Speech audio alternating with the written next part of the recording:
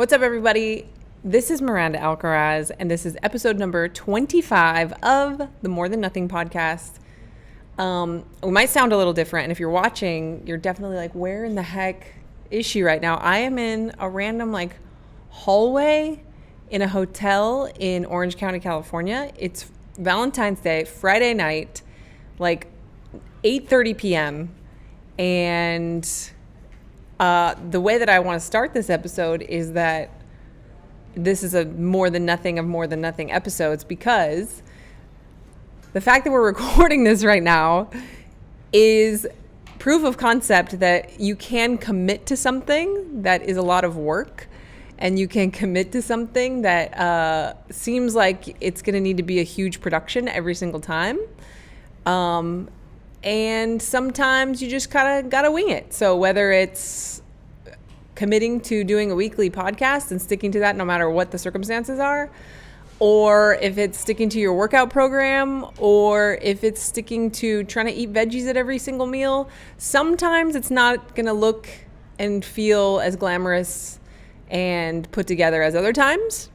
But I have committed to keeping up with this podcast, so here we are. If you hear kids screaming, there's a group of 12-year-old boys right outside the door here running around I don't know if that's the pool, but something's going on out there. They're chasing each other. They're having a good time. And here we are. So we've been here in Southern California this week in Disneyland until today. Our family does a yearly Disneyland thing because Julian and I got married on February 13th. 2 years ago. It seems like it was 10 years ago, but it was 2 years ago. And we were big time Disney pass holders when we lived here. We got married the day before Valentine's Day, and then now have come every year for our anniversary / Valentine's Day.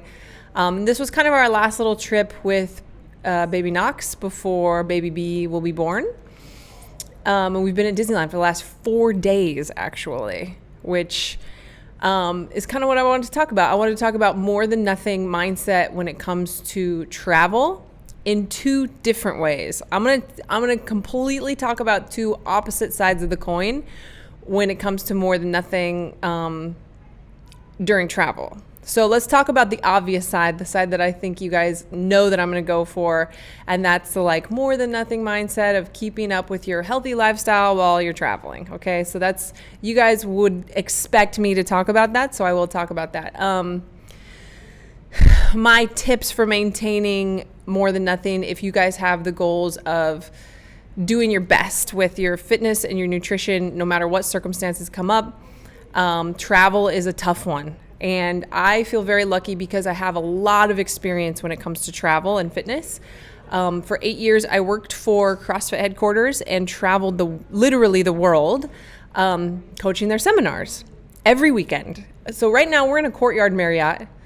I have stayed in hundreds of Courtyard Marriotts.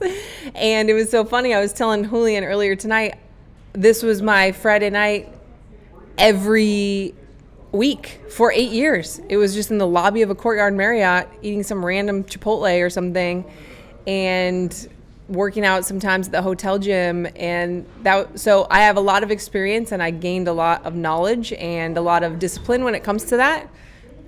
Don't mind the people just having a conversation. You guys are fine. They apologized. It's okay. Anyway, so when it comes to travel, let's talk about fitness. We're on a family vacation. So when I was traveling for work, and I know I've talked about this on this podcast before, but it's been a while. When I was traveling for work, it was consistent. It was every week. And so I couldn't just be lazy on a trip because a trip happened every week. So that would have led to just inconsistency in general. So a lot of times I would work out in hotels, either in the morning before the seminar. Because of our job, it was pretty cool. We got to work out at lunchtime, but it was always very rushed at the seminar if we were going to do a workout at lunch. And then when I was training to compete, sometimes I would work out later in the day too at the hotel again or something, just ridiculous, to be honest. But just remembering that it doesn't need to be complicated. More recently, when I've traveled, I've done plenty of workouts just in my hotel room, using my backpack as a weight, burpees, push-ups, air squats, sit-ups. And I will tell you this, I've done a lot of international travel and a lot of travel to different time zones. It always will make you feel better. I highly encourage you to try to sweat within the first 6 to 12 hours that you're anywhere that's a different time zone.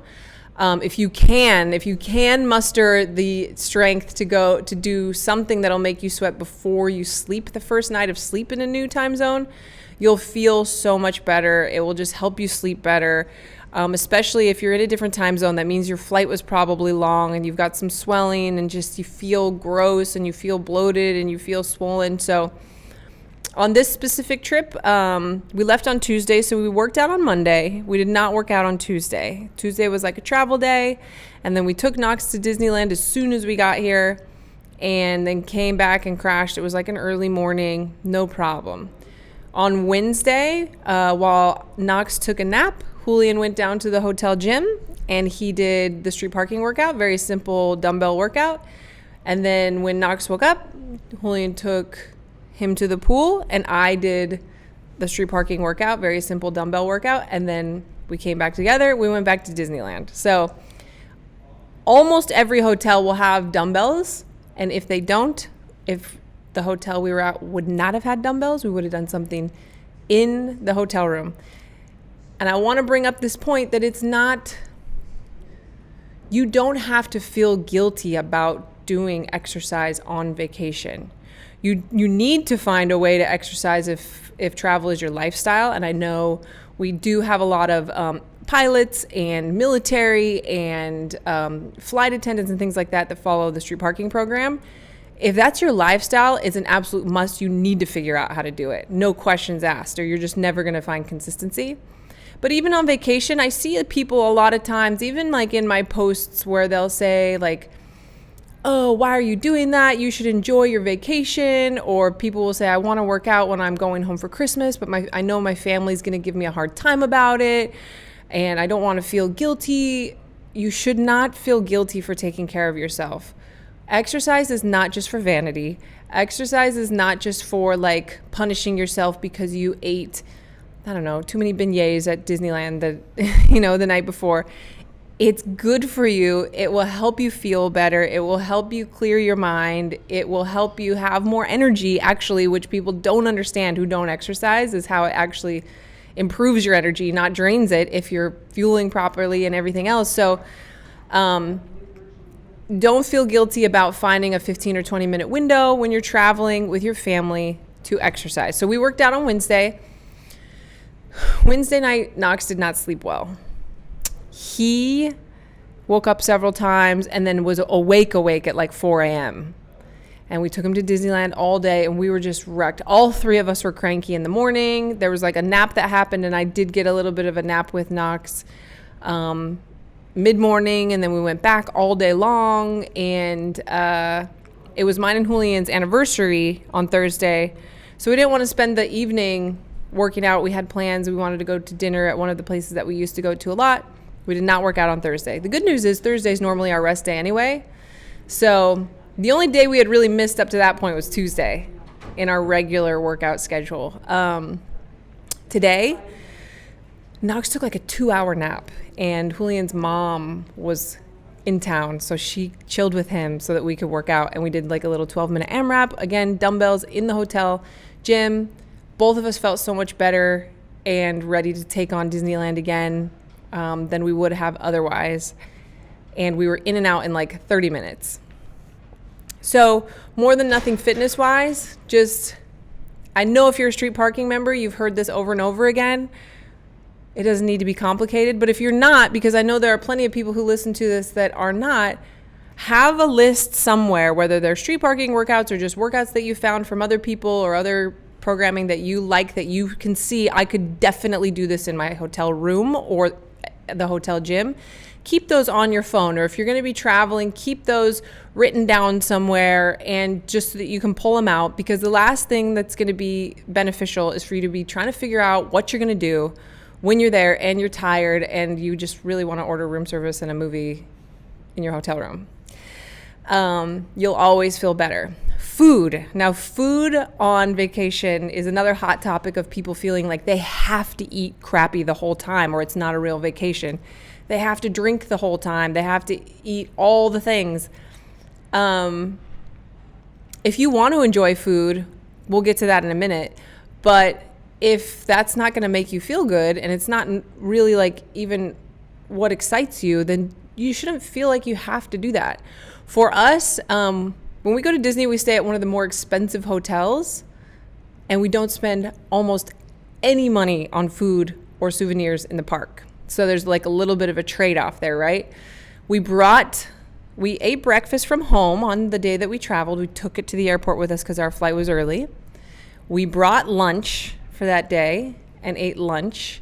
I think I had dinner that we had brought the first day too. So not any eating out at all for me on the first day. We had brought a whole day's worth of food. The next day we had some like room service for breakfast, but we room serviced exactly what we eat at home. So it was like oatmeal. Julian had gone to the grocery store and bought some fresh like berries and bananas and some almond butter packets. So really all we needed to order was oatmeal, eggs, and bacon.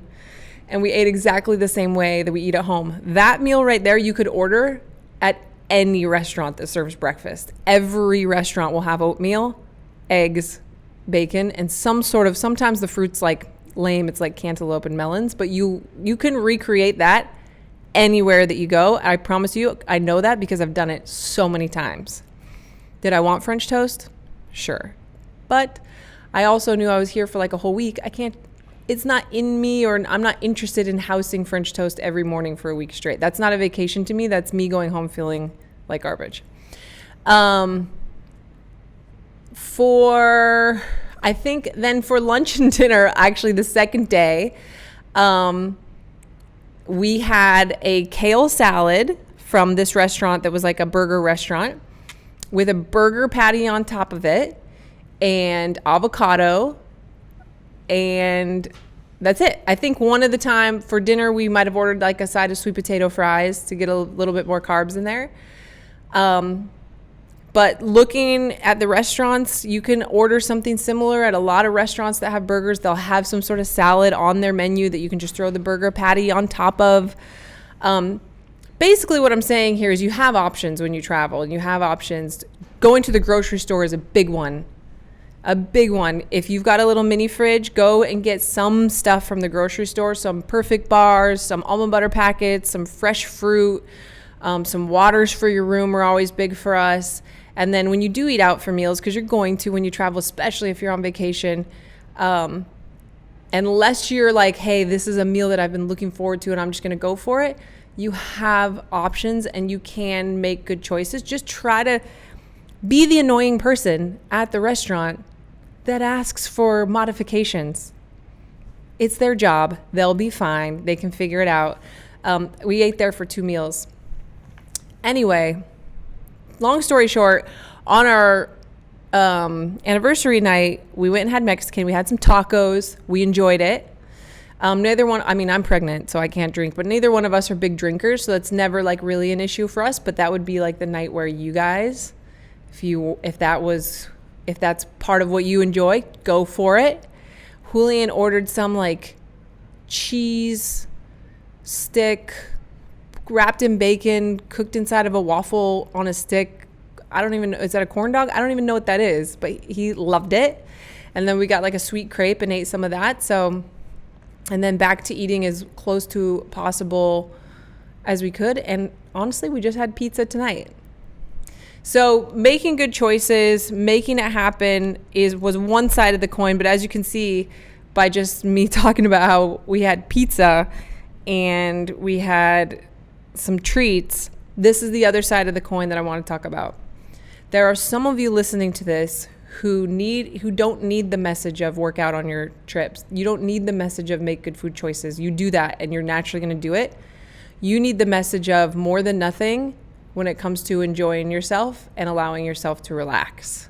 So my challenge to that side of the group is to give yourself the challenge of more than, or I don't know, less than something. You guys know what I'm saying here. So I want to encourage you to let go.